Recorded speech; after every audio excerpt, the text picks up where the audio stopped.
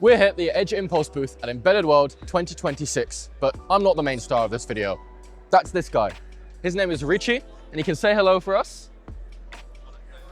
In this video, we're doing a deep dive into everything that goes behind making a robot like this and how you can build one for yourself.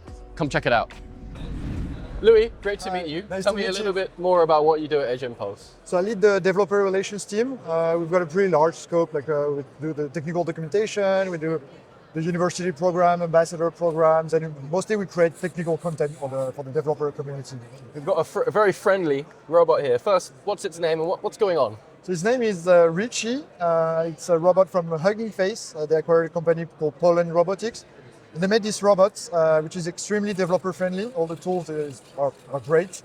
So yeah, this is about how to interconnect the robots and Arduino with the latest board, like the VENTUNO Q, and with Edge AI application, basically. And so it can respond to us. Maybe try asking it a question. Sure. Hey, Richie, what can you tell me about yourself? Well, I'm a friendly robot designed for interaction with a dual brain system, AI and control, working together in real time. Ready to dive deeper? Absolutely awesome. So this is running AI locally inside of it. Not fully. We have a few local models. However, I was planning initially the demo on the UNO Q, which is a smaller version. So all the text-to-speech, speech-to-text are running on the cloud.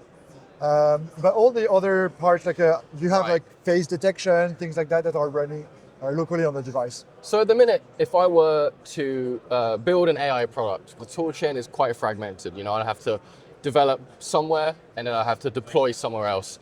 What are some of the limitations of that? Well, you always need to deploy at some point on some hardware. So at Impulse, we provide a platform so you can train your models easily, and the output of it will be deployable basically anywhere. You can get a C++ library, you can get like a Linux file that you can run.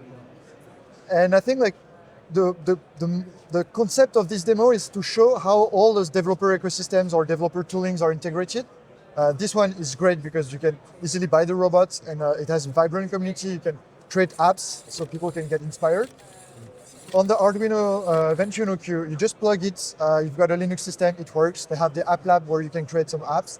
And on the Edge Impulse side, you can train your models and do that seamlessly. So you can bring the models on the Arduino UNO Q, and from this one, you can control the robots. So the idea is you have this complete comprehensive ecosystem Exactly. that will help developers build and test their products much quicker than before. And this is what I really want to show. It's how developers can get their hands on both hardware, robotics systems, and train their own models themselves.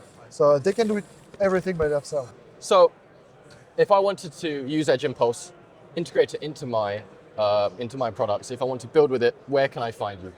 So you can find a ROS library directly as an output of Edge Impulse. That's pretty much it. Yeah, that's pretty much it. Awesome. Louis, great to meet you. Really Likewise. cute robot you have on display.